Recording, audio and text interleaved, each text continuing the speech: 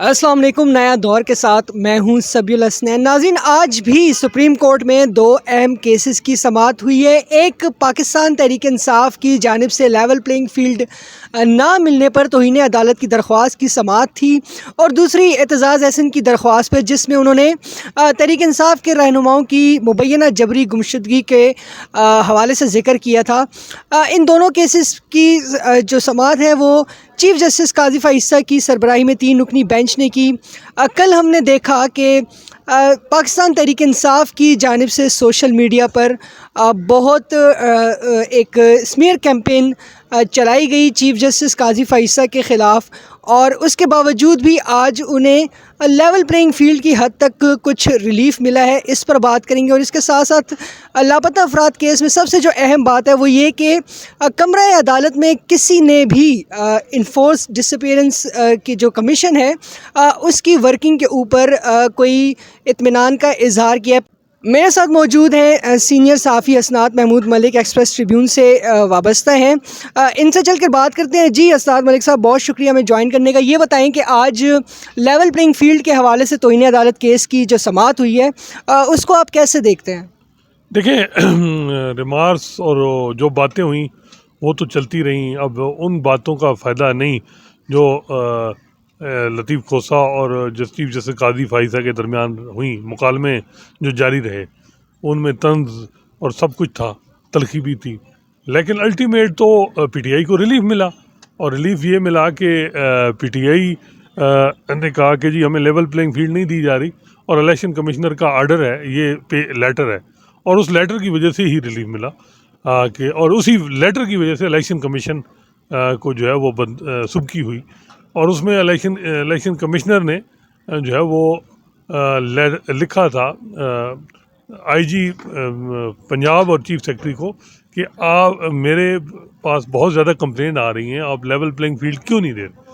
और बहुत से 2 पेजेस का वो लेटर था, तो उस पर कोई एक्शन नहीं लिया गया। 24 दिसंबर का जो लेटर था और उस इलेक्शन, तो वो अब ये है कि वाज़े तौर पे उसके बाद जो कुछ हुआ, जिस तरह तईद कुनिंदा तस्दीक कुनिंदा को उठाया गया, ये वो, तो इलेक्शन कमिश्नर के जो प्रोविंशियल इलेक्शन कमिश्नर है उसकी तरफ से गवाही भी आ गई, तो उसको बुनियाद बना के सुप्रीम कोर्ट ने नोटिस कर दिए हैं आईजी पंजाब और चीफ सेक्रेटरी पंजाब को। तो ये बहुत बड़ी एक आप कह सकते हैं कि पीटीआई को एक रिलीफ वो जो है वो इस सेंस में है कि जब ये इस किस्म के नोटिस जाते हैं तो ब्यूरोक्रेसी जो है वो थोड़ी डिफेंसिव हो जाती है। गो कि उनको पता है कि अगर उनके पीछे भी कोई डिफेक्ट ऑफ पावर है तो वो फिर इतने ज़्यादा नहीं, फिर भी वो तकदौर से लगे रहते हैं, लेकिन थोड़ा सा डिफेंसिव हो जाते हैं। अब ये नोटिस हो गया है, सोमवार को केस टेकअप होगा, लेकिन ये बातें हैं कि ये कोई बहुत बड़ी चीज़ नहीं है जिससे है कि अब पीटीआई को लेवल प्लेइंग फील्ड मिल जाएगी। लेकिन एक ये है कि उनको अल्टीमेट जो ऑर्डर वो चाह रहे थे कि उनसे पूछताछ की जाए आईजी से और चीफ सेक्रेटरी से कि लेवल प्लेइंग फील्ड वो दी जाए, वो तो मेरा ख्याल है हो गया। जिस अंदाज में कैंपेन्स चलाई गई हैं चीफ जस्टिस काज़ी फ़ाइज़ को लेकर उनके ख़िलाफ़ सोशल मीडिया पे, तहरीक इंसाफ को ये बात क्यों नहीं समझ आती कि आप अदालत को जो है तो इस तरह की कैंपेन्स से प्रेशराइज़ नहीं किए जा सकते। तो और फिर इसके होते हुए भी आज नोटिस जारी किए गए। कल जिस तरह से हमने देखा केस की प्रोसीडिंग चली, शोएब शाहीन एडवोकेट की कोई तैयारी नहीं थी, तो लगता तो ऐसे ही था कि इनको कोई रिलीफ नहीं मिलेगा, लेकिन आज मिल गया, बावजूद इसके कि सोशल मीडिया पर कितनी कैंपेन चलाई गई। देखें, ये बात तो है, पीटीआई को समझ नहीं आ रही कि वो पीटीआई जो ये सोशल मीडिया पे कंपेन करेगी, जितना कंपेन करेगी मेरा ख्याल है उतना ही वो अपना नुकसान करेगी, और वो हो रहा है उनका नुकसान। और वो हम देख रहे हैं कि चीफ जस्टिस काज़ी फ़ाइज़ के ख़िलाफ़ कुछ मखसूस उनके लोग जो हैं वो ट्रोलिंग कर रहे हैं, और बजाय इसके कि वो देखें कुछ उनके ग्रीवेंस हैं, अमूमन ये होते हैं, आप पीटीआई की एज ए पार्टी एक क्लियर मैसेज जाना चाहिए कि पीटीआई का कोई सपोर्टर जो है वो चीफ जस्टिस को कोई ऐसी बात नहीं करेगा, कोई इस तरह नहीं करेगा।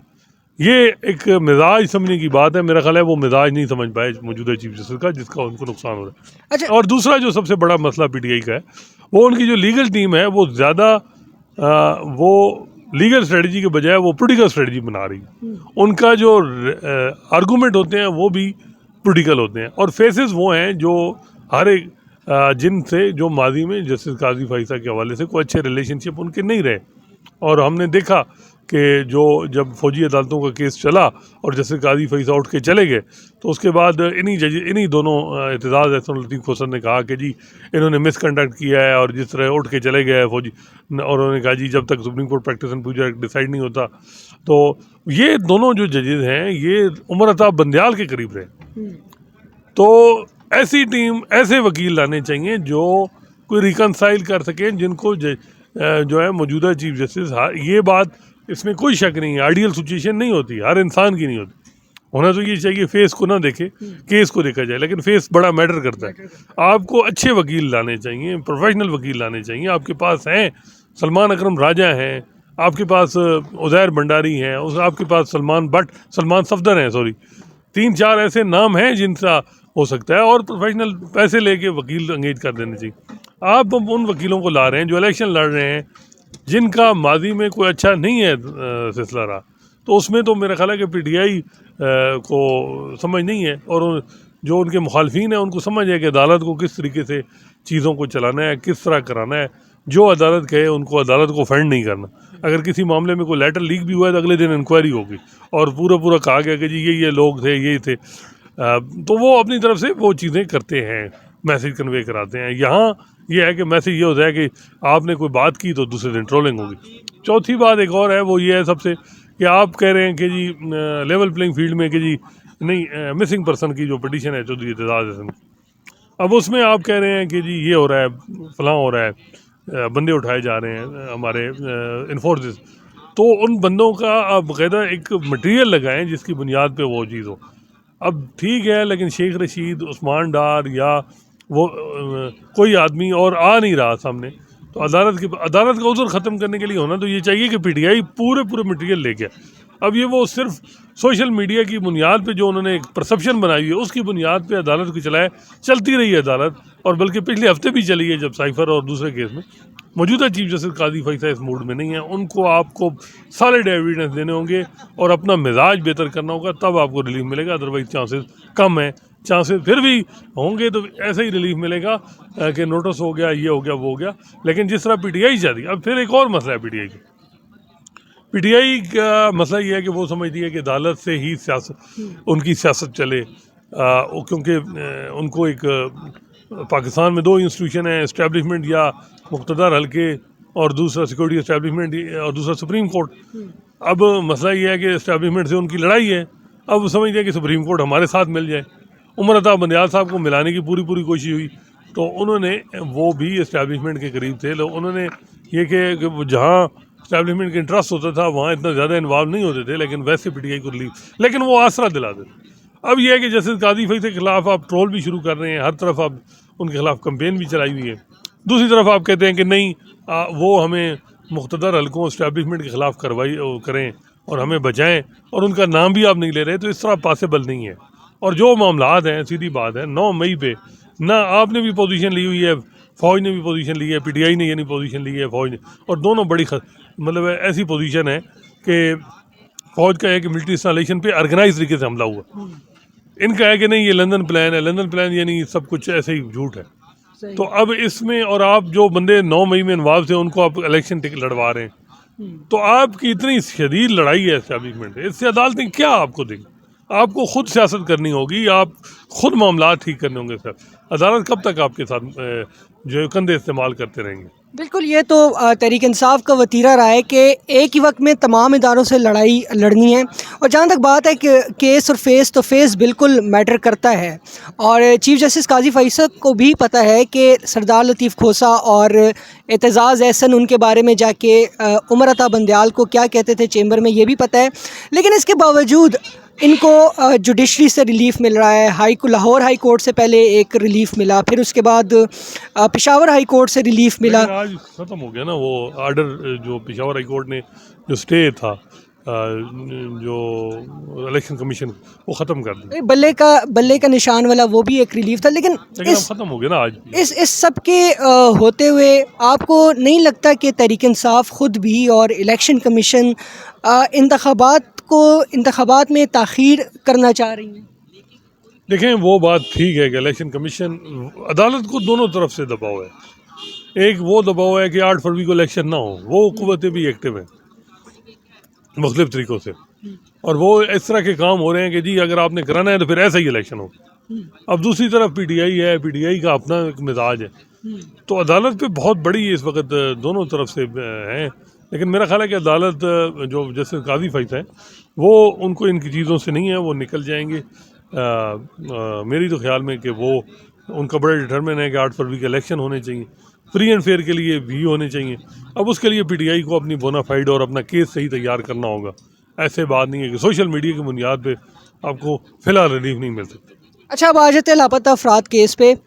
मेरे ख्याल से एतजाज़ एहसन और तहरीक इंसाफ का ये क्रेडिट तो बनता है कि लापता अफराद का जो मामला है सेंसिटाइज़ किया, और बड़े अरसे बाद इस केस की सुप्रीम कोर्ट में समाअत हुई है। आज आप क्या समझते हैं कि इस केस में से क्या निकलेगा लापता अफराद के हवाले से? और एक तरफ इस्टेब्लिशमेंट है, मिलिट्री इस्टेब्लिशमेंट, जो कि जब लापता अफराद का नाम आए तो मिलिट्री इस्टेब्लिशमेंट का भी नाम आता है, इंटेलिजेंस एजेंसीज़ का भी नाम आता है, और दूसरी तरफ चीफ जस्टिस काजी फ़ाइसा हैं जो कि ये केस सुन रहे हैं। तो आप इसको कैसा देखते हैं? देखें, एक तो बात यह है कि जो मौजूदा इस्टेब्लिशमेंट के रोल के बारे में चीफ जस्टिस काजी फैसला बड़ा केयरफुली चल रहे हैं, एक्स्ट्रा केयरफुल हैं। वो आज किसी ने कहा कि जी जो आमना मसूद जंजू, उन्होंने कहा जब अपने खामन का केस प्लीड कर रही थी, उन्होंने कहा कि क्या करें, तो कहा गया कि जी आप आर्मी चीफ से पूछिए। तो उन्होंने कहा जी वो तो उस नाम लिया आसिम वक्त, अली का। तो उन्होंने कहा उस वक्त तो वो मेजर भी ना हो। हाँ। तो वो बात यह है कि एक जेस्चर है, एक वो इस मामले में जो मौजूदा इस्टेब्लिशमेंट है, गो के इस्टेब्लिशमेंट को पसंद नहीं आएगा कि माजी की इस्टेब्लिशमेंट के मामला भी खुलें, लेकिन बज़ाहिर ये है कि माजी की इस्टेब्लिशमेंट पे उनको केयरफुल फुल हाल वो उनको ये है कि ये काजी फैसला के किसी मामले में रुकावट न डाली जाए, जो चाह रहे हैं, चाहे जनरल फैज़ का मामला है चाहे कोई और मामला है, तो वो चलेगा। मेरा ख्याल है कि इस्टेब्लिशमेंट मिसिंग पर्सन का जो मामला है वो वंस फॉर ऑल, आज जैसे काजी फैसला ने कहा कि किसी पे हमने कोई सज़ा नहीं देनी, हमने ये नहीं करना, हमने सिर्फ जो है मसला हल कराना है। जिस तरीके से चल रहे हैं वो इसी तरह देखना होगा कि अब क्या आगे अप्रोच उनकी अपनाई जाती है। वो एक बाकायदा एक ये भी हो सकता है कि प्रॉपर स्ट्रेटजी के साथ चल रहे होंगे फ़िलहाल। और सबसे इम्पोर्टेंट ये है कि इंक्वायरी कमीशन जो है, जो जैसे जावेद इकबाल जिसकी सरबराही कर रहे हैं रिटायर्ड, जिनकी उम्र अब 78 ईयर्स है, उन पे सवाल उठाया है कि वो पेंशन भी ले रहे हैं 12-15 लाख रुपए, और कमीशन से भी पैसे ले रहे हैं, तनख्वाहें। तो ये बड़ा एक मामला आया है सुप्रीम कोर्ट में कि सुप्रीम कोर्ट के जज के बराबर तनख्वाह ले रहे हैं। जी पेंशन भी और तनख्वाह भी उसी से। जी तनख्वाह भी वो ले रहे हैं। आप देखें ना, ये बड़ा एक जुल्म है इस मुल्क के लिए। और फिर वो आपने एबटाबाद कमीशन की रिपोर्ट नहीं दी, जावेद इकबाल साहब के हवाले से, तो ऐसे मामले, तो ये एक था कमीशन की कारकर्दगी को क्वेश्चन किया गया, और कमीशन की कारकर्दगी से कोई खुश नहीं है। तो अगला जो हेयरिंग होगी मिसिंग पर्सन की, वो इम्पोर्टेंट होगी कि उसमें कैसे मामले को चलाया जाए। अच्छा, आमना मसूद जंजुआ ने आपका क्या ख्याल है? वो आधा सच बताया, आधा झूठ बताया, क्या उनकी बात सुनकर आपको क्या लगा? देखें, ये नहीं हो सकता। अगर आप कहते हैं, इल्ज़ाम लगा रहे हैं कि जी फ़लाँ ने किया, क्या वजह है? वजह तो आपको पता होगी क्या है। कहीं वो चंदा दे रहे थे, या कोई किसी के साथ मामला था, या कोई शक था, कुछ तो होगा ना, कोई वजह तो होगी, वो आपको बतानी पड़ेगी। ऐसे नहीं हो सकता। लेकिन चलें, वो कहते हैं कि बग़ैर किसी वजह के उठा लिया गया, बग़ैर वजह के ये पॉसिबल नहीं है। कोई ना कोई, यही बात है, आपका केस स्ट्रांग हो जाता है जब आप ये बताते हैं कि ये वजह थी, इस वजह से इलीगली उठा लिया। मसला ये है कि आप गलत भी काम कर रहे हो तो कानून के मुताबिक ट्रीट करना चाहिए था ना। जो मसूद जंजुआ हैं, वो ने जो भी किया उसको आप कानून के मुताबिक डील करते हैं, ना कि अब कर। लेकिन मसला ये है कि आमना मैडम ये कह रही थी कि मेरा ख्याल है उन्होंने, जब तक मैं सुना फिर मैं बाहर आ गया, कि कोई हमें नहीं पता कि वजह क्या है। उन्होंने वजह नहीं बताई। बिल्कुल, बहुत शुक्रिया असनात मलिक साहब। तो नाज़रीन, बलोच यकजहती कमेटी का जो धरना चल रहा है नेशनल प्रेस क्लब के बाहर, उस हवाले से भी चीफ जस्टिस काजी फैसला ने कहा कि ये उनका हक़ है, बुनियादी हक़ है एहतजाज करने का, जब तक कि वो कोई खलल ना डालें। लेकिन ये नहीं हो सकता कि उनको डंडे मार के, उनको धक्के मार कर वहाँ से निकाला जाए। फ़िलवक्त के लिए इतना ही। अल्लाह हाफ़िज़।